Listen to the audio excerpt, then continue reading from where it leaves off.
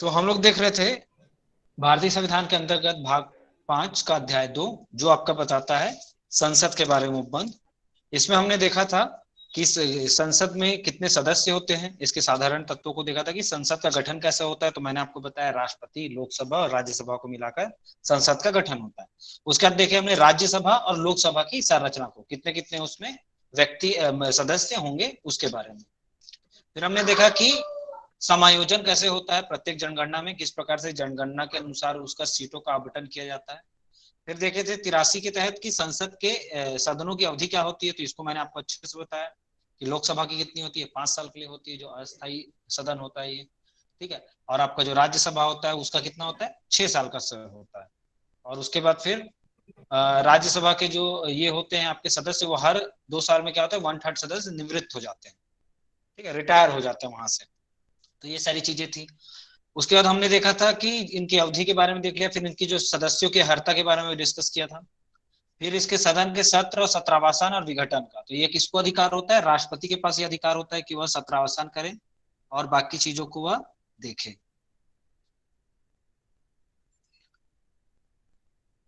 ठीक है, तो राष्ट्रपति का है कि सदन या किसी का सत्रावसान कर सकेगा, लोकसभा का विघटन कर सकेगा।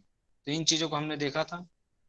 फिर हमने देखा कि 87 के तहत आपका राष्ट्रपति का विशेष अभिभाषण, कि राष्ट्रपति के पास क्या अभिभाषण करने का अधिकार होता है। तो वह आपका 86 और 87 दोनों से उसको क्या मिला हुआ है, अभिभाषण करने का पावर मिला हुआ है, ठीक है। फिर आज हम देखे थे कि संसद के अधिकारी के तौर पे जो राज्यसभा का सभापति कौन होगा और उपसभापति कौन होगा, इसके बारे में देखा था कि जब उपसभापति जो सभापति कौन होता है, जो आपका भारत का जो उपराष्ट्रपति होता है वो पदेन सभापति होता है। और जब उपराष्ट्रपति यदि राष्ट्रपति का दायित्व निभा रहा होता है, तो उस दौरान क्या होता है कि जो उपसभापति होता है वह क्या है, उसको संचालित करता है राज्यसभा की कार्रवाइयों को। अब मान लीजिए अगर जो आपका उप सभापति सभापति और उप सभापति दोनों अगर नहीं है, तो वहां जो राज्यसभा के सदस्यों के द्वारा जो भी व्यक्ति को शामिल जो सेलेक्ट किया जाता है उसी को क्या बोलते हैं, सभापति बना दिया जाता है, ठीक है। फिर उप सभापति का पद रिक्त होना, पद त्याग, पद से हटाए जाने के बारे में देखा था हमने। अब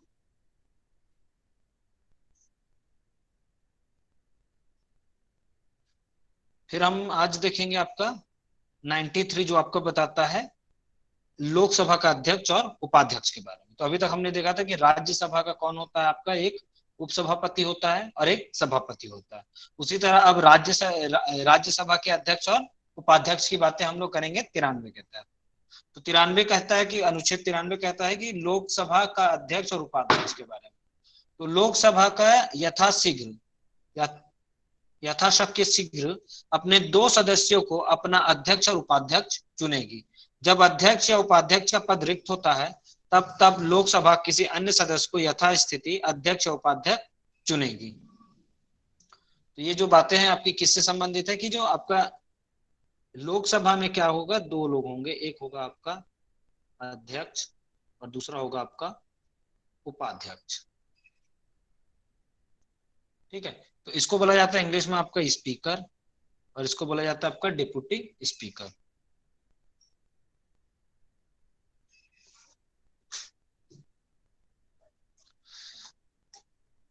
तो ये क्या है कि लोकसभा क्या है, 2 सदस्यों को यह बनाएगी, किसमें से, जो लोकसभा के जो आपके कुल जो सदस्य हैं उनमें से 2 लोग होंगे आपके अध्यक्ष और उपाध्यक्ष होंगे, जिसको बोला जाता है आपका स्पीकर और डेप्यूटी स्पीकर, ठीक है। अब आगे हम चीज बस इसमें 93 में यही बातें लिखी गई है और कुछ खास नहीं है इसमें। अब आपका 94 कहता है कि अध्यक्ष और उपाध्यक्ष का पद रिक्त होना, ठीक है। कि अब अध्यक्ष और उपाध्यक्ष को तो बता दिया कि 2 लोग होंगे। अब उनके क्या है कि पद रिक्ति की स्थिति में क्या होगा, तो ये आपका ये 93 में बताया गया क्या होगा, लोकसभा का 2 व्यक्ति होंगे, एक स्पीकर होगा एक डिप्टी स्पीकर होगा, ठीक है।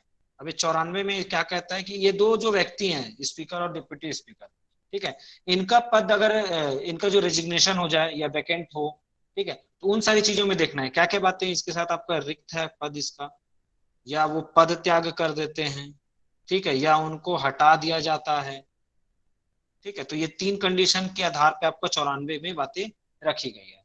तो बोला है कि लोकसभा के अध्यक्ष और उपाध्यक्ष के पद में धारण करने वाला सदस्य। तो पहला इसका है कि यदि लोकसभा का सदस्य नहीं रहता तो उसका पद रिक्त कर देगा। ठीक है, यहाँ पे हमने ऊपर क्या देखा है कि लोकसभा और राज्यसभा का स्पीकर और डेप्यूटी स्पीकर। अब इन्हीं के बारे में बातें चल रही है कि यदि इनको क्या करते हैं, रिक्त, इनका पद रिक्त होता है, इनका यानी किसी ने पद त्याग कर दिया अपना, ठीक है, या इनको किसी कारण से इनको हटाया जा रहा है, तो उस स्थिति में लोकसभा की क्या प्रक्रिया होगी और वहां पे कैसी जो संरचना उसकी होगी, उसके बारे में। तो लोकसभा के अध्यक्ष और उपाध्यक्ष के पद को धारण करने वाला जो व्यक्ति है,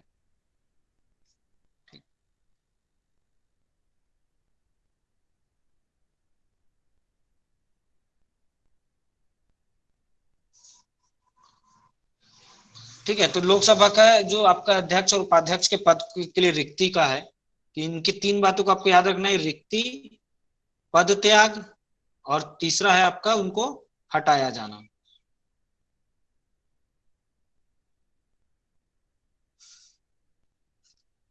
अब इन्हीं में दिया है कि यदि, पहला है कि यदि लोकसभा का सदस्य नहीं रहता तो अपना पद रिक्त कर देगा। तो अब ये जो स्पीकर और डिप्टी स्पीकर है, यदि मान लीजिए वो लोकसभा का जो है वो सदस्य या इसका जो मेंबर है वो नहीं रहता है, मान लीजिए इसके साथ कोई भी कारण हो कि वो शायद राज्यसभा का सदस्य बन जाए या वो किसी विधानसभा का सदस्य बन जाए, होता है ऐसा कई बार। तो उस स्थिति में क्या है कि जैसे ही वह अगर दूसरे का हुआ तो इसका पद क्या माना जाएगा, रिक्त माना जाएगा।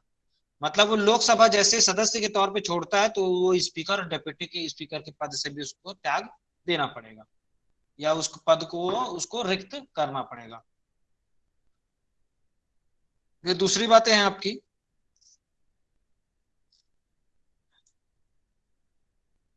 किसी भी समय यदि वह सदस्य अध्यक्ष है, मतलब वो क्या है, स्पीकर है, तो क्या है, अगर स्पीकर है तो वो क्या करेगा, अगर उसको अपना पद त्याग करना है, ठीक है, ये तो रिक्ति के संबंध में, अगर वो सदस्यता छोड़ता है तो उसकी क्या होगी, रिक्ति हो गई।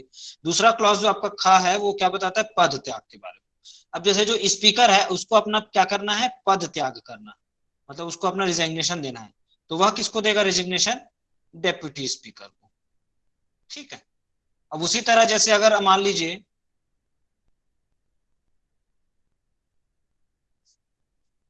स्पीकर को देना है तो किसको देगा, डेप्यूटी स्पीकर को।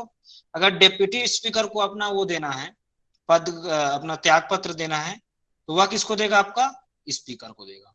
ठीक है, तो दोनों एक दूसरे को क्या करते हैं, अपना पद त्याग का जितनी भी कार्रवाई होती है दोनों एक दूसरे के साथ चलती है। यही कहता है किसी भी समय यदि वह सदस्य अध्यक्ष है तो उपाध्यक्ष को, यदि वह सदस्य उपाध्यक्ष है तो अध्यक्ष को संबोधित करते हुए हस्ताक्षर सहित लेख द्वारा अपना पद त्याग करेगा। तो अभी पद त्याग करने के लिए वो कैसे करेगा पद त्याग, तो उसकी कंडीशन है कि पहला तो वो होना चाहिए, वो रिटर्न होना चाहिए आपका, प्लस साइन होना चाहिए। ठीक है, कि वह उसका सिग्नेचर होना चाहिए और साथ में साथ क्या होना चाहिए, उसका हस्ताक्षर, और वह बातें उसकी लिखित में होनी चाहिए, तब वो क्या है, अपना पद को वो त्याग सकता है, या है ना। अब इसका तीसरा जो पॉइंट है वो कहता है कि लोकसभा के तत्कालीन समस्त सदस्यों के बहुमत से पारित संकल्प द्वारा उसे पद से हटाया जा सकता है। तो तीसरी बात आपकी है ये इसमें 94 के तहत कि उसको हटाया जाने के संबंध में। तो उसको कैसे हटाया जाएगा आपका,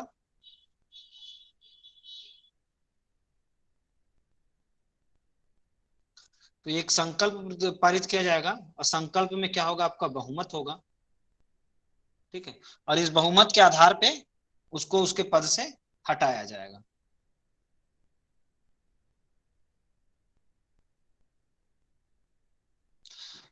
अब इसमें एक आपका परंतु दिया हुआ है जो कहता है कि जो हटाए जाने, ये ग वाला जो उपखंड है उसके लिए है कि उसको जब हटाए जाने की बात कही जा रही है, कोई संकल्प तब तक प्रस्तावित नहीं किया जाएगा जब तक कि उस संकल्प को प्रस्तावित करने के आशय से कम 14 दिन 14 डेज की सूचना ना दी गई होगी। ठीक है, अब ये संकल्प जो है वो जो आपका राज्य लोकसभा है वहां पे कैसा होना चाहिए, 14 दिन पहले इस चीज को पेश करना चाहिए, और उसके बाद क्या है, उसके लोकसभा के साधारण बहुमत से क्या होगा, आपका संकल्प अगर पारित होगा तो जो भी अध्यक्ष उपाध्यक्ष है उसको क्या किया जाएगा, हटा दिया जाएगा वहां से। अब इसमें एक और बात आपकी लिखी हुई है कि यदि कि यदि क्या है कि जब कभी लोकसभा का विघटन होता है, ठीक है, मतलब विघटन मतलब वो खत्म होती है, तो विघटन के पश्चात होने वाले लोकसभा के प्रथम अधिवेशन के ठीक पहले तक अध्यक्ष अपने पद को रिक्त नहीं करेगा। ठीक है, अगर विघटित हो जाती है और उसके बाद जैसे ही इसकी फर्स्ट मीटिंग होगी, अगर विघटित हो गई तो जो तब क्या है, अध्यक्ष को नहीं हटाया जा सकता, इतना समझ लीजिए। और इसके पहली मीटिंग तक अध्यक्ष एज इट इज रहेगा। ठीक है, और उसके पहले मीटिंग के बाद बल्कि फिर अध्यक्ष को हटाना है या जो करना है फिर वो चीजों को किया जा सकता है।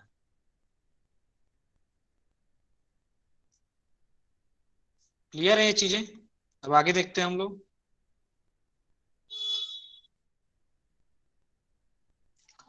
आर्टिकल 95। आर्टिकल 95 आपका किससे संबंधित है? अध्यक्ष के पद के कर्तव्यों का पालन करने या अध्यक्ष के रूप में कार्य करने की उपाध्यक्ष और अन्य व्यक्ति की शक्ति। ठीक है, तो ये जो अध्यक्ष होते हैं, जो वो स्पीकर होते हैं, उनके कर्तव्यों का पालन के बारे में बता रहा है कि जब अध्यक्ष नहीं होगा, ठीक है, तब उनके कर्तव्यों का पालन कौन करेगा। तो इनके कर्तव्यों का पालन जब अध्यक्ष नहीं तो कौन करेगा? सीधी सी बात है, आपका उपाध्यक्ष करेगा। और यदि ये नहीं है तो कोई भी सदस्य जिसको वहां पे क्या किया जाएगा, जो लोगों के द्वारा वहां पे नियुक्त किया जाएगा। ठीक है, तो उनकी क्या है यहाँ पे 95 में बताई गई है शक्ति के बारे में कि उनकी क्या शक्तियां होंगी। तो पहला इसका उपखंड है जो कहता है आपका कि जब अध्यक्ष का पद रिक्त है, ठीक है, जब आपका अध्यक्ष का पद क्या है, रिक्त है, तो दूसरी बात आगे आपकी है कि तब क्या होगा, तब उपाध्यक्ष जो है वो क्या करेगा, इसके कर्तव्यों का पालन करेगा। ठीक है, अब मान लीजिए उपाध्यक्ष नहीं है तो कोई जो अन्य जिसको नियुक्त, जो रिक्ति के पर क्या है, दोनों की रिक्ति पर क्या है, कोई अन्य सदस्य को बनाया गया, वो लोकसभा के अध्यक्ष का जो पद होता है उसके कर्तव्यों को वो पालन करेगा।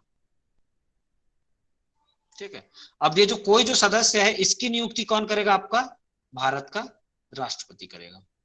ठीक है, तो समझ गए इस चीज को? अब इसका दूसरा जो है कि लोकसभा किसी भी बैठक से अध्यक्ष की अनुपस्थिति में उपाध्यक्ष या यदि वह भी अनुपस्थित है, ठीक है, तो यहाँ पे क्या बता रहा है आपका, ये दूसरा है कि अध्यक्ष की अनुपस्थिति में, इसके बारे में बता रहा है आपका उपाध्यक्ष के बारे में। ठीक है, उपाध्यक्ष, और यदि उपाध्यक्ष भी क्या है आपका अनुपस्थित है, तो ऐसा कोई व्यक्ति या कोई जो सदस्य लिखा है यहाँ पे, ऐसा कोई व्यक्ति जो लोकसभा की प्रक्रिया के नियमों द्वारा अवधारित किया जाए, यदि ऐसा कोई व्यक्ति उपस्थित नहीं है तो ऐसा अन्य व्यक्ति जो लोकसभा द्वारा अवधारित किया जाए अध्यक्ष के रूप में कार्य करेगा। तो आपको यहाँ पर देखिए, अब यहाँ पे आप लाइन से धीरे से समझते जाइएगा, आपको सारी चीजें क्लियर हो जाएगी कि क्या है ये 95 आपका अध्यक्ष के पद के कर्तव्यों का पालन करने और अध्यक्ष के रूप में कार्य करने के उपाध्यक्ष और अन्य व्यक्ति की शक्ति के बारे में दिया है।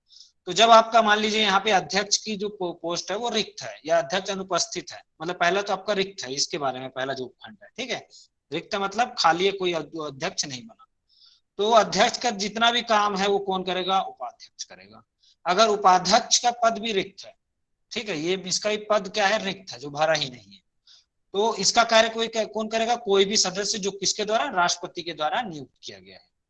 ठीक है, दूसरा जो उपखंड है वो क्या कहता है, यदि अध्यक्ष अनुपस्थित है तो उपाध्यक्ष उसके काम को करेगा, और यदि उपाध्यक्ष अनुपस्थित है तो कोई अन्य जो व्यक्ति को बनाया गया है, कोई व्यक्ति जिसको निर्दिष्ट किया गया राष्ट्रपति के द्वारा, वह उस कार्य को करेगा। मान लीजिए उस वह व्यक्ति भी अगर अनुपस्थित है जिसको बनाया गया, जो अन्य किसी को सदस्य जो बनाया गया, ठीक है, तो उसके जगह पे कोई अन्य व्यक्ति कार्य कर सकता है। और ये अन्य व्यक्ति कैसे, कौन करे, जो कार्य करेगा उसके लिए कौन इसको बताएगा काम? जो लोकसभा होगी उसके द्वारा किसी अन्य व्यक्ति को यहाँ पे बैठाया जा सकता है। क्लियर है? मैसेज करके बता दे।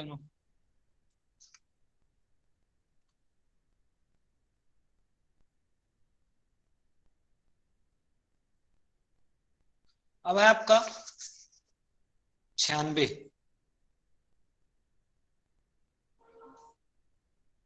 आर्टिकल 96 कहता है कि जब अध्यक्ष और उपाध्यक्ष को पद से हटाने का कोई संकल्प विचाराधीन है तब उनका पीठासीन ना हो। ठीक है, जो हमने पूर्व में पढ़ा था आपका कि जब लोकसभा जब राज्यसभा में हमने पढ़ा था कि मान लीजिए आपको पीठासीन जो आपका सभापति है और उप सभापति है उनको हटाना है, तो उस कंडीशन में क्या होगा आपको कि वह क्या होंगे कि कभी भी किसी भी मीटिंग में वो क्या पीठासीन अधिकारी नहीं रहेंगे, या उनके खिलाफ कोई कार्रवाई चल रही तो उसमें क्या होंगे, वो पीठासीन नहीं होंगे।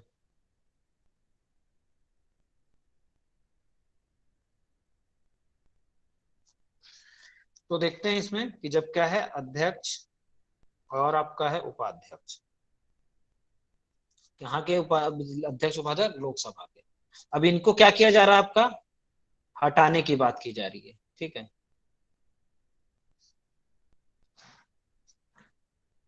जैसे बोलते हैं इनको रिमूव करने के, रिमूवल करने की बात चल रही है, तब क्या स्थिति होगी इसके बारे में आपका बताता है। ठीक है, अब ये हटाने के लिए क्या किया जाएगा, एक संकल्प लिया जाएगा।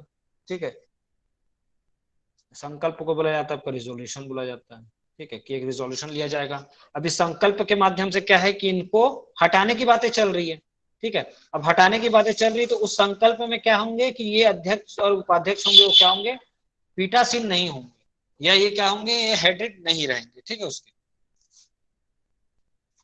तो इसमें बोला गया कि लोकसभा और राज्यसभा, सॉरी, लोकसभा की किसी बैठक में जब अध्यक्ष को उसके पद से हटाने का कोई संकल्प विचाराधीन है, तब अध्यक्ष या उपाध्यक्ष को उसके पद से हटाने का कोई संकल्प विचाराधीन है, तब उपाध्यक्ष उपस्थित रहने पर पीठासीन नहीं होगा। और अनुच्छेद 95 के खंड 2 के बंद के में ऐसे प्रत्येक बैठक के संबंध में वैसे ही लागू होंगे जैसे उस बैठक के संबंध में लागू होते हैं, इसमें जिससे यथास्थिति अध्यक्ष या उपाध्यक्ष अनुपस्थित हैं। जब अध्यक्ष को उसके पद से हटाने का कोई संकल्प लोकसभा में विचाराधीन है, तब उसको लोकसभा में बोलने, उसकी कार्यवाही में अन्यथा भाग लेने का अधिकार होगा, और वह अनुच्छेद 100 में किसी बात के होते हुए भी ऐसे संकल्प पर या ऐसी कार्यवाही के दौरान किसी अन्य विषय पर प्रथमतः ही मत देने का हकदार होगा, किंतु मत बराबर होने की दशा में मत देने का हकदार नहीं होगा। तो ये क्या बातें हैं कि आपका देखिए, मैंने आपको 95 में बताया था खंड 2 में क्या किस चीज के बारे में, कि जब क्या है वह अनुपस्थित होता है तो क्या स्थिति होगी। तो वह अनुपस्थिति में क्या होता है, कोई भी जो सदस्य है उसको जो बनाया जाएगा वह कार्य करता है। अब यहाँ पे ये जो बातें चल रही इनको हटाने के लिए। ठीक है, अब हटाने में क्या है, इनको पीठासीन नहीं बनाया जाएगा, तो मामला क्या रहेगा कि अब जो ये कार्रवाइयां चलेंगी, ठीक है, तो उसमें क्या होगा, उसको रहते हुए भी उनको क्या माना जाएगा, अनुपस्थित माना जाएगा, कि वह जो अध्यक्ष हैं या जो और उपाध्यक्ष हैं वो क्या है, अनुपस्थित है। और जो भी अनुपस्थिति की जो सिचुएशन होती है, परिस्थिति होती है, उस परिस्थिति में जैसी कार्यवाही चलती है वैसी यहाँ पे कार्यवाहियां चलेंगी, और यहाँ पे अध्यक्ष और उपाध्यक्ष क्या है उनको नहीं गिना जाएगा। सीधी बात ये होती है। अब दूसरा जो इसका खंड है वो कहता है कि जब अध्यक्ष को उसके पद से हटाने का कोई संकल्प लोकसभा में विचाराधीन है। ठीक है, अब क्या है कि अध्यक्ष को हटाने की बात चल रही है, कहाँ चल रही है, आपका लोकसभा से हटाने की बात चल रही है। ठीक है, और ये मामला क्या है, आपका विचाराधीन है। ठीक है, विचार में रखा गया है अभी। तब उसको लोकसभा में क्या होगा, बोलने का प्लस उसकी कार्यवाही में भाग लेने का अधिकार होगा। ठीक है, लेकिन क्या है कि वह, जब हम आगे अभी 100 पढ़ेंगे तब इसको चीजों को देखेंगे, कि किसी बात के होते हुए भी ऐसे संकल्पों पर या ऐसी कार्यवाही के दौरान किसी अन्य विषय पर प्रथमता ही मत देने का हकदार होगा। ठीक है, तो क्या है इसमें, क्या है कि उसको मत देने का अधिकार भी दिया जाएगा, लेकिन कब दिया जाएगा, फर्स्ट राउंड में उसको दिया जाएगा, लेकिन आगे क्या होगा कि यदि ये जो कार्यवाही हो रही है, ठीक है, उस कार्यवाही के संबंध में उसको बोलने और कार्यवाही का अधिकार है, लेकिन वो कार्यवाही में क्या है, यदि मत जो दिया जा रहा है वो बराबर है, ठीक है, तो उसको क्या होगा, हक या अधिकार नहीं होगा। लेकिन अगर मान लो मत बराबर नहीं है तो उसका भी मत को क्या किया जाएगा, गिना जाएगा, बल्कि ही उसी के खिलाफ वो चीजें चल रही हो। ठीक है, अब सीधी बात, वो अपने खिलाफ तो बोलेगा नहीं। तो ये आपका था 95 का, सॉरी 96 का चीजें। ठीक,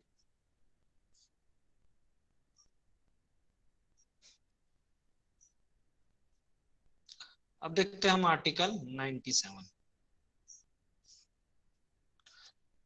तो 97 क्या है आपकी चीजें, यह बताता है कि सभापति और उपसभापति तथा अध्यक्ष और उपाध्यक्ष के वेतन और भत्ते। ठीक है, तो आपको यहाँ पे लोकसभा और राज्यसभा। ठीक, लोकसभा का कौन होता है आपका, स्पीकर और डेप्यूटी स्पीकर। ठीक है, लोक राज्यसभा में कौन होता है हेड, सभापति जिसको बोला जाता है वो चेयरमैन और वाइस चेयरमैन। ठीक है, इन दोनों के संबंध में चीजें हैं कि अभी इनका क्या है कि इनकी सैलरी की बात है, सैलरी और अलाउंसेस इनको कैसे मिलेंगे उसके बारे में ये चीजें आपकी 97 में उपबंधित किया गया है। ठीक है, तो ये आपको याद रखना है कि हमेशा ये बात भूलना नहीं कि लोकसभा में कौन होता है, स्पीकर होता है और डेप्यूटी स्पीकर होता है जिसको बोला जाता है आपका अध्यक्ष और उपाध्यक्ष। राज्यसभा में होता है चेयरमैन और वाइस चेयरमैन जिसे बोला जाता है आपका सभापति और उपसभापति। ठीक, उनके क्या है 97 में उनके वेतन भत्तों के बारे में उपबंध दिया गया। तो राज्यसभा और सभापति और के लोकसभा के अध्यक्ष उपाध्यक्ष को ऐसा वेतन और भत्ता जो संसद द्वारा, ठीक है, अब इनका जो तनख्वाह है वो कौन डिसाइड करेगा, संसद कैसे करेगी, विधि के द्वारा।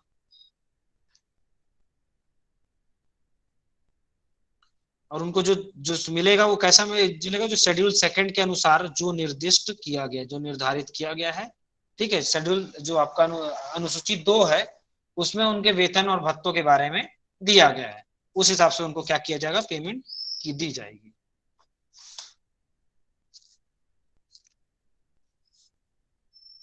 समझ आ गए कि एक बार बताना पड़ेगा। अब आपका है 98, आर्टिकल 98 है आपका संसद का सचिवालय।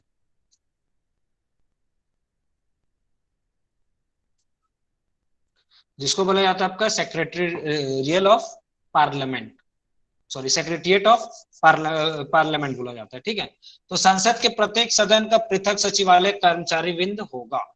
ये क्या कहता है कि संसद का सचिवालय अर्थात जो लोकसभा है और राज्यसभा है इन दोनों के लिए क्या होगा, एक अलग अलग सचिवालय होगा। कैसा होगा, ये पृथक होगा, इसके लिए एक होगा, इसके लिए होगा, लोकसभा का और इसका दोनों का अपना अपना होगा। और इसके जो होंगे पृथक क्या होंगे, कर्मचारी वृंद होंगे, मतलब इनका जो स्टाफ होगा वो अलग होगा। ठीक है, परंतु इस खंड की किसी बात का अर्थ नहीं लगाया जाएगा कि वह संसद के दोनों सदनों के लिए सम्मिलित पदों को सृजन को निर्वारित करे। ठीक है, फिर है कि दूसरा, संसद विधि द्वारा संसद के प्रत्येक सदन के सचिव कर्मचारी वृंद में भर्ती का और नियुक्त व्यक्तियों की शर्तों का विनियम कर सकेगी। जब तक संसद खंड 2 के अधीन उपबंध नहीं करती तब तक राष्ट्रपति यथास्थिति लोकसभा के अध्यक्ष या राज्यसभा के सभापति से परामर्श करने के पश्चात लोकसभा या राज्यसभा के सचिव कर्मचारी वृंद में भर्ती के लिए और नियुक्त व्यक्तियों की सेवा की शर्तों के विनियम के लिए नियम बना सकेगी और इस प्रकार बनाए गए नियम उक्त खंड के अधीन बनाई गई किसी विधि के उपबंधों के अधीन रहते हुए प्रभावी होंगे। तो इन ये जो आपके हैं सचिवालय, जो संसद का जो सचिवालय होगा वो दोनों के लिए पृथक होगा। लेकिन क्या है कि इनका जो भी जो यहाँ के जो आपके जो सचिव होंगे, जो सेक्रेटरी होंगे, ठीक है, या जो अदर जो स्टाफ होंगे, ठीक है, उनकी क्या है नियुक्ति के संबंध में जो लॉज कौन बनाएगा, आपका संसद बनाएगा। ठीक है, मान लीजिए संसद उसमें लॉज नहीं बनाती है तो आपका कौन बनाएगा, राष्ट्रपति बनाएगा, या आपका राज्यसभा का चेयरमैन बनाएगा, नहीं तो लोकसभा का स्पीकर, ये सारी चीजों को डिसाइड करेगा। ठीक है, अब ये इनके हिसाब से जैसा ही चाहे बना सकते हैं।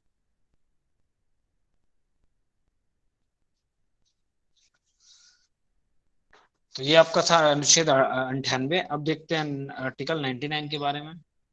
तो 99 के लिए पहले आप समझ जाइए कि अब ये कंडक्ट के बारे में बताता है। ठीक है, कंडक्ट ऑफ बिजनेसेस के बारे में।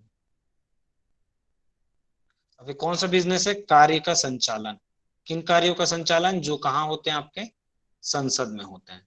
पूर्व में हमने क्या पढ़ा था, राष्ट्रपति के कार्यों का संचालन पढ़ा था हमने, कितने में पढ़ा था बताओ, मैसेज करके बता सकते हो, याद होगा तो। 77 में, आर्टिकल 77 में था ना, भारत सरकार के कार्यों का संचालन कैसे होगा, सरकारी कार्यों का संचालन। तो यहाँ पे क्या है आपका कार्यों का संचालन अनुच्छेद 99 से प्रारंभ है और 99 और 100 में आपका ये कार्यों का संचालन के बारे में चीजें दी गई है।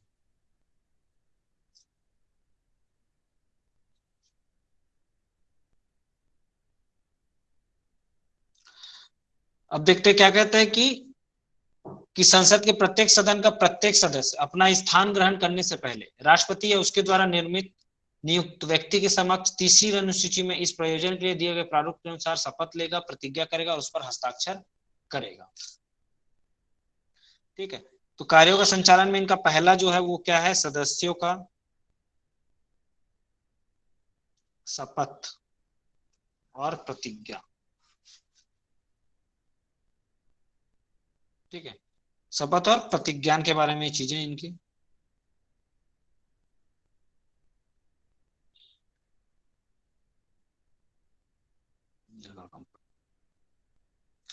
अब इसमें क्या है कि पहले देख, संसद के प्रत्येक सदन का प्रत्येक सदस्य, ठीक है, मतलब ये लोकसभा और जो राज्यसभा दोनों के जो सदस्य हैं उन दोनों को मिलाकर क्या होगा, ये शपथ का कार्यक्रम रखा जाएगा या किया जाएगा किसके तहत, 99 आर्टिकल 99 के तहत।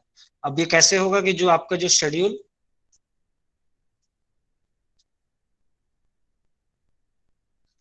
में दिया गया है उसके अनुसार इस पे कार्य होगा। अब इसमें ये शपथ लेंगे, प्रतिज्ञान करेंगे और उस पर हस्ताक्षर करेंगे। ठीक है, अब लोकसभा और राज्यसभा के प्रत्येक सदस्य को निर्वाचन के बाद अपना स्थान ग्रहण करने से पूर्व शपथ लेना होगा। तो लोकसभा राज्यसभा के जो भी सदस्य हैं, ठीक है, इनको क्या है, अपना जो सदस्यता लेने से पहले क्या करना पड़ेगा, ये इनको पहले शपथ लेना पड़ेगा या प्रतिज्ञान करना पड़ेगा या उस पेपर में साइन करना पड़ेगा। अब ये जो शपथ है वो किसके द्वारा किया जाएगा, राष्ट्रपति के द्वारा किया जाएगा। ठीक है, और यदि राष्ट्रपति चाहे तो जो भी जिस भी व्यक्ति को समक्ष माने उसके के सामने वह शपथ लेगा। जब जो नवनिर्वाचित लोकसभा का गठन होता है तब उसके सदस्यों को शपथ राष्ट्रपति के समक्ष दिलाई जाती है और इसके पश्चात उपचुनाव में निर्वाचित सदस्यों को अध्यक्ष और सभापति के समक्ष शपथ दिलाई जा सकती है। इस व्यवस्था का कारण स्पष्ट है कि जब नवनिर्वाचित लोकसभा के सदस्य शपथ ग्रहण नहीं कर लेते तब तक वे ना तो सदस्य माने जाते हैं, ना ही वे अध्यक्ष का निर्वाचन कर सकते हैं।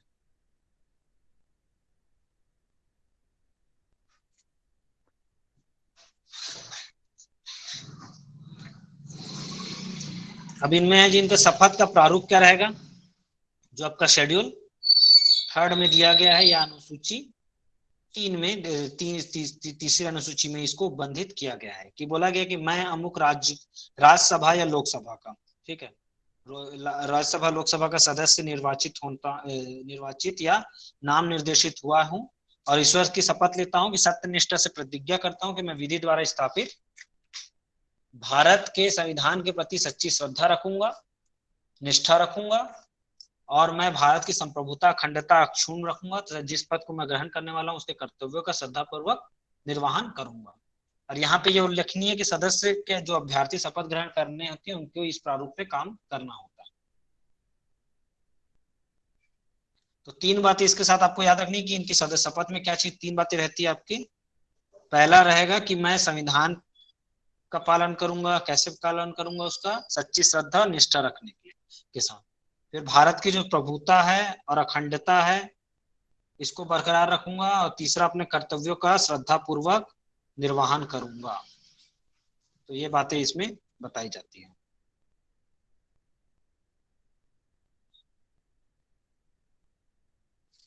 अब आपका आर्टिकल जो है वो भी कार्यों के संचालन से संबंधित है। 100 आर्टिकल 100 आपका संबंधित है सदनों में मतदान रिक्तियों के होते हुए भी सदनों के कार्य की शक्ति और गणपूर्ति।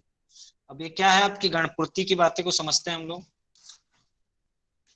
ठीक है, तो ये आपका क्या है, सदन में मतदान और गणपूर्ति।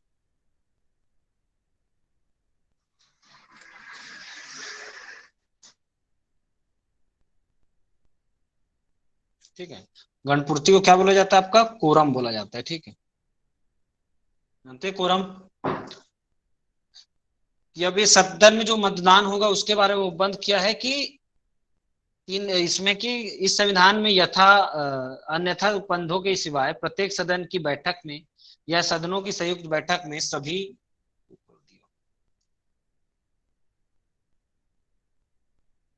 ठीक, कि इस यथाबंदी सिवाय प्रत्येक सदन की बैठक में या सदन के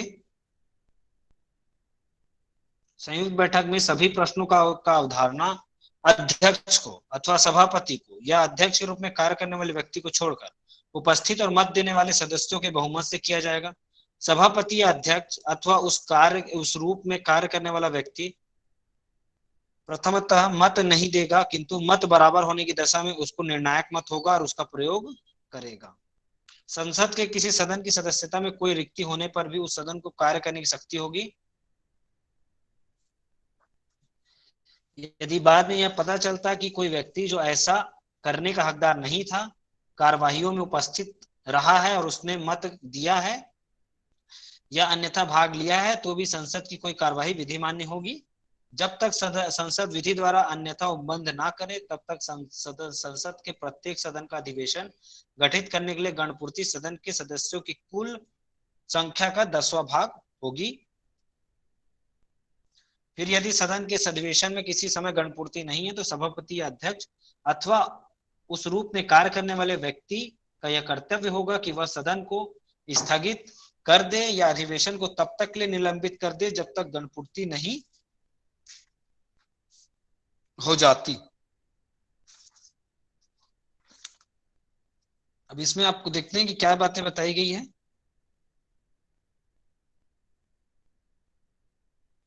कि बोला गया कि देखिए लोकसभा और राज्यसभा की दोनों की बैठक में, है ना, कौन कौन सा आपका लोकसभा और राज्यसभा, इन दोनों की क्या हो रही है, बैठक हो रही है। तो बैठक में क्या है, दोनों सदनों के संयुक्त बैठक में सामान्यतः सभी प्रश्नों का अवधारण साधारण बहुमत से किए जाने की व्यवस्था है। तो ये दोनों की अगर बैठक हो रही है, चाहे अगर ये संयुक्त हो रही है तो भी ठीक है। तो क्या है कि इनका जो साधारण बहुमत की व्यवस्था रहती है, जो प्रश्न पूछने का रहता है आपका, ठीक है।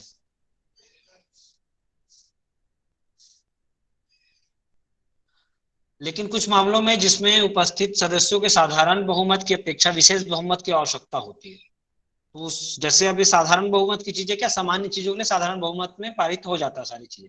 लेकिन विशेष बहुमत क्या होता है, जहां सभी सदस्यों का बहुमत, 2/3 बहुमत आदि जैसे मामलों में। अब इसमें क्या क्या कंडीशन है आपकी, कि जब राज्यसभा के सभापति या उपसभापति को हटाने का संकल्प हो, या आपका ठीक है, या आपका क्या होगी लोकसभा और उसके अध्यक्ष उपाध्यक्ष को हटाने का संबंध हो, या कॉन्स्टिट्यूशन में 368 के तहत क्या किया जाएगा, संशोधन किया जाए, या आपका है कि जो सुप्रीम कोर्ट है या आपका हाई कोर्ट है उसके जो चीफ जस्टिस हैं, ठीक है, या उनका जो अन्य जो है कैग, ठीक है, इनको क्या करना को हटाने के लेके, ठीक।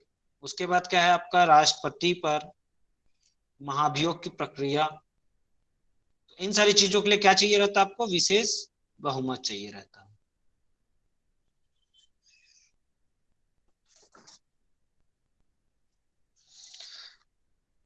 ठीक है, तो अभी यहाँ तक रहते हैं, बाकी चीजें हम लोग कल अच्छे से इसको बाकी चीजों को देखते हैं। ठीक है, थैंक यू।